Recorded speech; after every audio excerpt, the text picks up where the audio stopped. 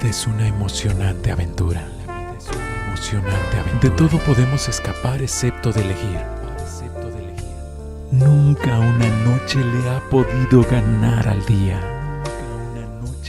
Pero la vida sin Dios no es vida. Te presentamos Una Voz en el Camino.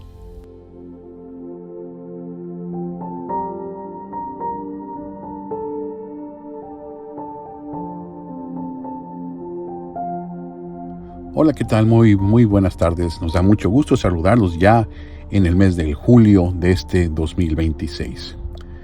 El día de hoy estaremos leyendo en Génesis 4, versículos 1 al versículo 10. Recuerda, si estos mensajes de la palabra de Dios a través de la doctora Graciela Esparza son de bendición para tu vida, te invitamos a que los compartas con alguien que podría todavía ser bendecido al escuchar la palabra del Señor. Comenzamos. Y conoció Adán a su mujer Eva, la cual concibió y parió a Caín, y dijo: adquirido he varón por Jehová.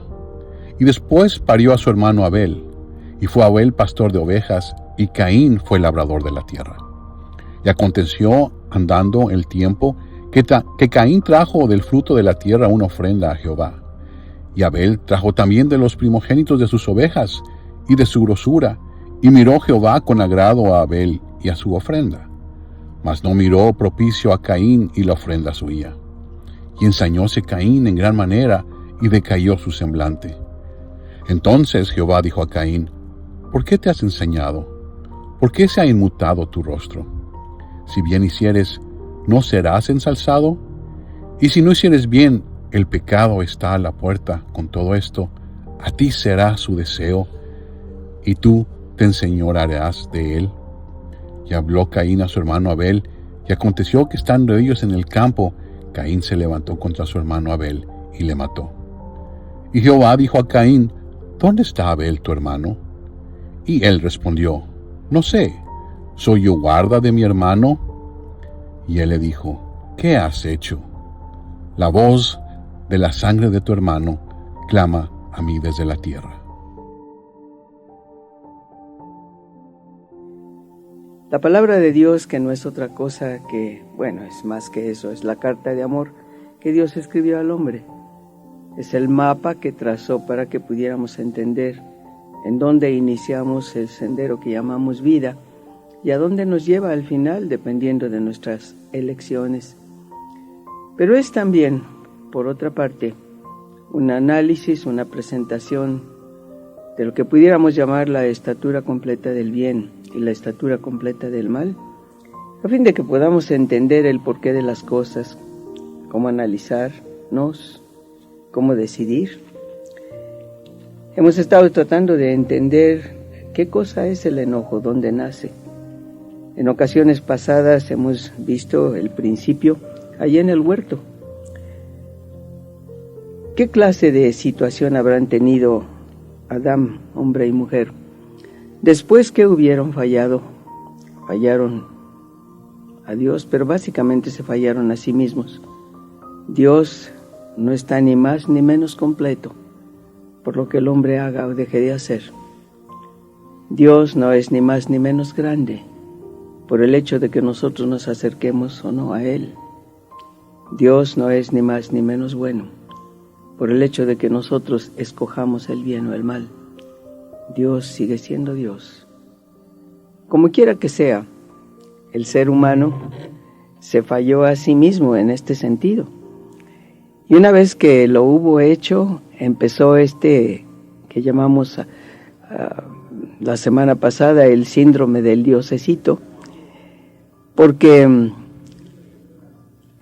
siguió el consejo de la serpiente, tratando de establecer su independencia de Dios, sin darse cuenta que al volverse independiente de Dios automáticamente caía bajo la dependencia de la serpiente, y ahí sigue hasta la fecha.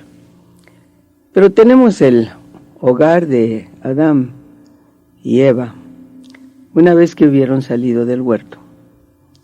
Si en el huerto mismo y en presencia de Dios estuvieron acusándose el uno al otro, la culpa es de la mujer que tú me diste, La primera acusación fue contra Dios directamente. Y la segunda fue contra el prójimo más cercano, la mujer. La mujer, pues, también acusó a lo que tenía más cerca y dijo, la serpiente. Supongo que la serpiente simplemente sonrió. Como quiera que sea, salieron del huerto y tuvieron un primer hijo, Caín. La Escritura nos enseña que durante los 900 algo años que vivieron, tuvieron hijos e hijas. ¿Cuántos no nos dice? Evidentemente ellos tampoco marcaron nada especial en la historia de la humanidad, porque obviamente desaparecieron tarde o temprano cuando llegó el diluvio. ¿Qué aprendieron y qué no aprendieron? El único que encontramos en la línea de la supervivencia en un sentido fue Abel. Y Abel, el mejor de los dos hijos que se mencionan, fue asesinado por Caín, cuando el enojo de Caín subió a tal grado que se ensañó, se enfureció. Qué interesante que el primer crimen haya sido religioso y además un hermano contra un hermano. Comentaba ayer o en algún otro sitio algo en relación con esta familia inicial. Si todo empieza con acusaciones, con no aceptar la propia culpa y estar siempre enviando la culpa a alguien más, si empezamos por no querer ver la verdad dentro de nosotros mismos y queremos transferir nuestras culpas a la acción de otro, ciertamente que la actitud necesariamente contamina a los que están junto a nosotros. Caín quedó contaminado. ¿Era consentido por la madre? Tal vez. A ella le dio gusto cuando él nació porque dijo, Dios me mandó un hijo. Y sin embargo, más adelante encontramos en la palabra de Dios que en realidad desde el principio el muchacho venía influido por el mal. Que encontró en su propio hogar no nos dice, pero era un hombre que entendió dos cosas o que no las entendió según el ángulo que querramos ver. No entendió el amor de Dios y no supo nada sobre el amor por su hermano. Al contrario, creció sin duda alguna egoísta, capaz de pendencia, capaz de crimen y mató. Bien, como quiera que sea, no sabemos cuándo ser dependientes y cuándo ser independientes. Tenemos la capacidad del engaño. Pero en este pasaje que se leyó, dice interesantemente que aconteció que andando el tiempo, Caín trajo del fruto de la tierra una ofrenda a Jehová. No dice mucho en relación con el fruto en realidad. No lo dice. Conocía a Dios en alguna manera. ¿Hasta qué punto lo conocía? En realidad, el ser humano tiene tres clases de experiencia. Hay gente que acepta al Señor, pero después de sentir el perdón, etc., le da la espalda a Dios después de todo y decide sumergirse en las tinieblas de una ignorancia voluntaria. Conocen a Dios, se encuentran con Él, se dan cuenta de su mal. A lo largo de una ya larga vida, he conocido todo tipo de personas, gente que viene de trasfondos muy difíciles, gente cuyos pecados en un momento dado les hacen sentir vergüenza, y cuando se encuentran con la posibilidad del perdón de Dios, se acercan a Él, le piden perdón. Dios es misericordioso. Da el perdón que la persona le pide con un arrepentimiento que tal vez es genuino en un momento dado, pero una vez que se sienten en paz, se sienten perdonados, voltean la cara para ver el pecado del cual han vivido o en el cual han estado sumergidos y empieza nuevamente la memoria a recordarles lo que encontraron como placer o la imaginación a proyectar nuevas imágenes de lo mismo. Y deciden que prefieren vivir como están viviendo y aun cuando entienden la diferencia, y aun cuando sintieron la diferencia entre tener a Dios y no tenerlo, acaban por volverle la espalda. Caín debe haber pertenecido a este tipo de gente. Supo, pero en el fondo de su corazón tenía más interés en otras cosas. Si amaba su trabajo o no, es difícil saberlo. Trajo una ofrenda del fruto de la tierra. La trajo a sabiendas de que no era necesariamente lo que Dios había pedido, porque desde el principio Dios tiene que haber instruido al ser humano sobre la importancia de una ofrenda de vida. Y la palabra de Dios nos enseña que la vida está en la sangre. ¿Por qué una ofrenda de vida? Porque Dios es vida. Uno no puede venir a Dios con ninguna otra cosa que sea diferente a Él mismo. Uno tiene que venir a Dios con la vida misma. En aquel entonces, en las ofrendas que Dios pidió, estaba el símbolo de la vida de uno que habría de venir tarde o temprano para darnos vida verdadera. Jesucristo, el Hijo de Dios, el Señor que venía a transformar todo lo que somos. La ofrenda voluntaria de vida es lo único que Dios puede aceptar después de todo, porque Él es vida. Caín trajo una ofrenda que Dios no aceptó. Llegó Abel con lo suyo, y es muy tierna la manera como lo menciona.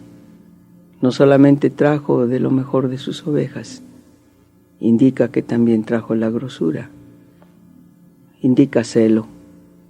Pero sin adentrarnos en ese tema en particular, diríamos el celo del amor de su corazón, de su deseo de que Dios lo viera o de que Dios los viera. ¿Habrá tenido el peso de la culpa de sus padres, aun cuando los padres habían sido sin duda perdonados por Dios? ¿Habrá sentido el peso del carácter de su hermano con el cual vivía? Probablemente todo esto, porque cuando el Señor Jesús nos enseñó a orar, su oración se inició diciendo, no Padre mío, pero Padre nuestro. Luego, incluso en la súplica y en la búsqueda de Dios, Él quiere incluir en nuestro corazón, en nuestra mente, en nuestra intención, a todos aquellos a quienes llamamos nuestros, y sobre los cuales Dios es Padre nuestro que estás en los cielos. ¿Qué pasaría si el hombre tuviera realmente paz con Dios? ¿Cuál es la idea que el hombre tiene sobre lo que pudiera ser el paraíso? ¿Qué pasaría si el hombre pudiera realmente realizar todo lo que tiene en la mente y en la imaginación? Si el hombre tiene paz con Dios y camina con Él, habría bien. Pero así como son las cosas, el ser humano, diosecito, falso diosecito que piensa que puede establecer su reino, no solamente para sí mismo, pero en su entorno. Lo único que trae es tinieblas y tristeza al hogar y a los varios ámbitos en los cuales se mueve. Cierto, la tragedia del hombre desde el principio. Adán rechazó el árbol de la vida cuando estaba en el huerto. Eligió el árbol de un conocimiento que no entendía y que por supuesto no pudo manejar. Ahora sigue siendo la misma cosa. El ser humano sigue rechazando al único que puede dar la vida y sigue escogiendo un camino que tampoco puede manejar. Hace algunos años se presentó la idea de que el ser humano tiene consigo un adulto, un niño y un padre. Cierto, en un sentido. Esta situación la llevamos dentro los humanos. ¿Cuál es la actitud de esto a quien pudiéramos llamar el padre, el adulto? Pues simplemente hacemos nuestros planes, determinamos qué es lo mejor, no solo para nosotros mismos, pero para aquellos con los cuales tenemos alguna ascendencia o sobre los cuales tenemos alguna ascendencia. Nuestra opinión es la mejor, nuestra idea es la mejor, nuestro proyecto es el mejor. La manera de hacer las cosas nosotros la sabemos mejor que nadie. Y claro, cuando no se llevan a cabo los planes que presentamos, surgen estas burbujas de desagrado. Si alguien nos lleva a la contra, o si alguien no nos escucha, o si alguien interrumpe nuestro camino o cualquier cosa, surgen las burbujas de desagrado. ¿Por qué no me prestan atención? ¿Por qué no se hace lo que digo? ¿Por qué no ven lo que yo veo? Y si los demás no lo ven, pues si hubiera paz en nosotros, no importaría, porque después de todo, no tendríamos la necesidad de proyectarnos como un diosecito. Pero cuando sucede, se levanta el enojo, burbujas de desagrado que se convierten después en enojo real o hasta en ira, como en el caso de Caín, que finalmente hizo planes, que imaginó todo el proyecto y por supuesto que lo llevó a cabo. ¿Qué cosa hace lo que dentro de nosotros pudiera llamarse el hijo? Pues hace los planes. Esta cosa dentro de nosotros realiza la manera de lograr esto, la manera de lograr aquello, la manera de conseguir lo que la mente del adulto ha planeado. Todo dentro. Seréis como dioses, plural. Y se hacen los planes de un modo u otro, se trazan. ¿Cuántas veces esperamos que los demás entiendan nuestros planes aún sin que los hayamos expresado? Y cuando nuestros planes son distintos a los planes ajenos, cuando nosotros elegimos el color azul y otro se decidió por el amarillo, lo menos que hacemos es pensar que el otro es tonto, porque no adivinó nuestro pensamiento, o porque no supuso igual que nosotros que lo mejor era esto o aquello. Seréis como dioses, sabiendo el bien y el mal. Nosotros sabemos el bien que pensamos que tenemos y pensamos saber el mal que creemos que otros tienen. Nuestra balanza está equivocada. Con cuánta frecuencia las cosas son exactamente al revés. Tal vez el otro tiene el bien, tal vez nosotros tenemos el mal. Seréis como dioses. Y después viene el tercer personaje en esta cosa. Viene el niño que se siente satisfecho con lo que logra, el niño que se siente contento cuando su enojo ha tenido la prioridad por encima de lo que cualquier otro pueda decir, el niño que se siente satisfecho cuando a lo mejor su acusación o su calumnia han sido escuchados en detrimento de alguien con quien el enojo tiene contienda, el niño que se siente satisfecho cuando puede decir: los dejé callados, no pudieron decirme más, les probé que yo tenía razón, me salí con la mía. También se pueden decir estas cosas de otra manera en diferentes niveles humanos. Alguna vez escuché a alguien decir, y lo decía con la satisfacción de un niño, aun cuando no era un niño: fui abusado. No estaba hablando de que hubieran abusado de él. Estaba utilizando esta palabra que se utiliza equivocadamente. Fui muy listo. Me puse abusado. Les tomé el pelo. Qué inteligente. Sentirse inteligente porque se engaña a alguien más. Sentir satisfacción porque se hizo el mal. Qué inteligente. Seréis como dioses sabiendo el bien y el mal. ¿Aprendimos cómo hacer el mal? Aprendimos cómo hacer daño. Aprendimos cómo destruir. Aprendimos cómo ensuciar. ¿Cuál es la idea que el hombre tiene sobre el paraíso? Caín se ensañó porque Dios no aceptó su ofrenda. ¿Por qué no la aceptó? Porque Dios no acepta el fruto del trabajo humano como medio de redención. Porque el trabajo humano, por mucho que sea, nunca puede llegar al trabajo de la cruz. Porque el trabajo humano jamás podrá satisfacer el corazón de Dios que pide nuestra vida. Nunca podremos llegar al trabajo que realizó Jesús. Caín trajo su ofrenda del fruto de la tierra, sabiendo que no era por ahí. ¿Qué pasó con él? ¿No quiso humillarse para pedirle a su hermano un cordero?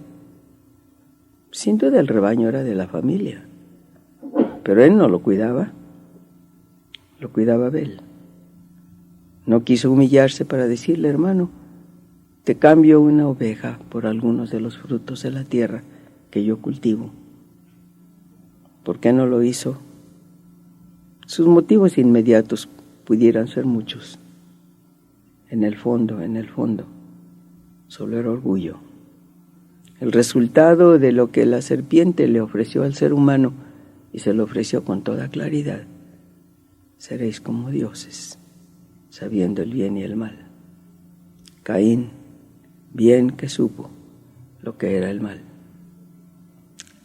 Llegó Dios a verlo, porque cuando descendió el cielo y consumió la ofrenda de Abel, y Dios vio tan enojado a Caín, qué bondadoso y qué paciente, Señor Dios nuestro. Habla con Caín y le dice: oye, piensa por un momento y respóndeme. Caín, ¿en dónde está tu hermano? Tratando de despertar su conciencia y de hacerle reflexionar. Oye, ¿dónde está? ¿En dónde está? ¿Qué sería? ¿Dónde lo pusiste? ¿Qué sería? Una reflexión sobre el hecho de que el hermano ya no estaba sobre la tierra, que no podía volver al hogar. Trató de despertar la conciencia de Caín y decirle: piensa en el resultado de lo que acabas de hacer. Caín, ¿en dónde está tu hermano? Y la respuesta de él, aun cuando sabía que Dios sabía todo, fue: ¿a mí qué me importa? Yo no lo ando cuidando. Yo no sé. Soy guarda de mi hermano. Y después la voz de Dios, la voz de la sangre de tu hermano, clama a mí desde la tierra. Una reflexión final en este momento.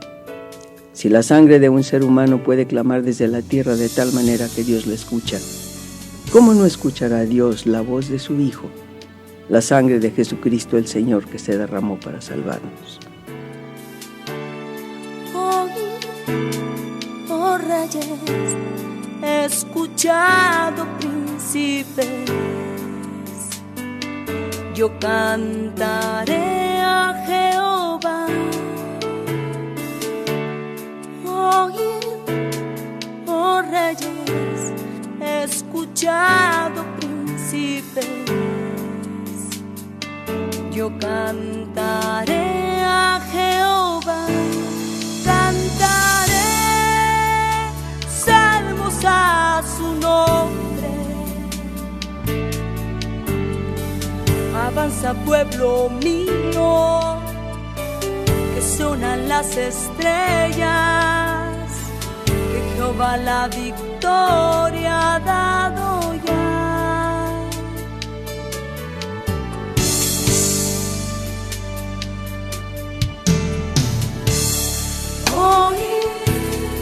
Oh reyes, he escuchado príncipes, yo cantaré a Jehová.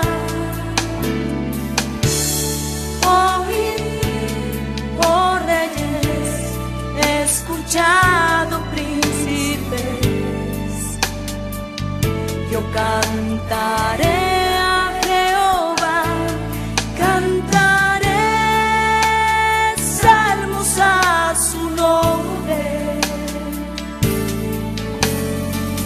Avanza, pueblo mío, que se unan las estrellas, que Jehová la victoria ha dado ya.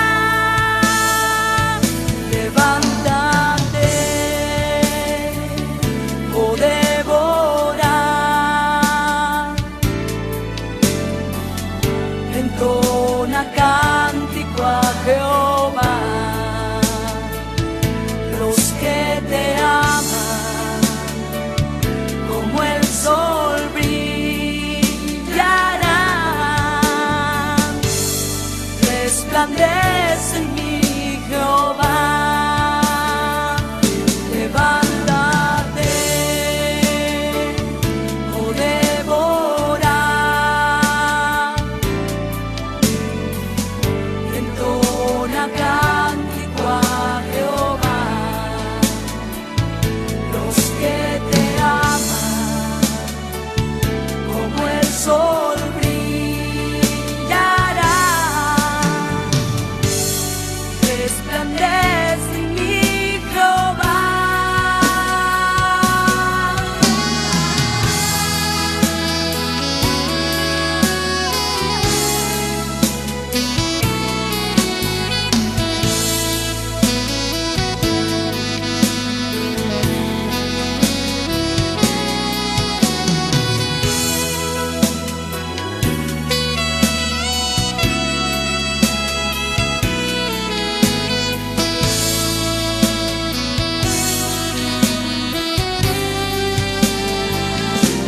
Levántate, oh Débora, entona cántico a Jehová. Los que te aman, como el sol brillarán, resplandece en mí, Jehová. Levántate, oh Débora, entona cántico a Jehová. Los que te aman, como el sol brillarán,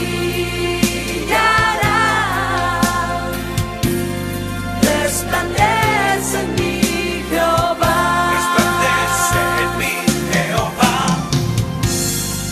Resplandece en mí, Jehová. Resplandece en mí, Jehová.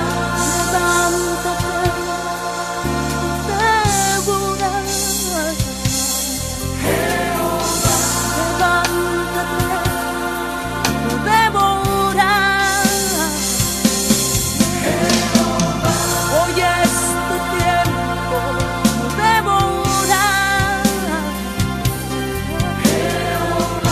Entona un cántico a Jehová. Despierta ya,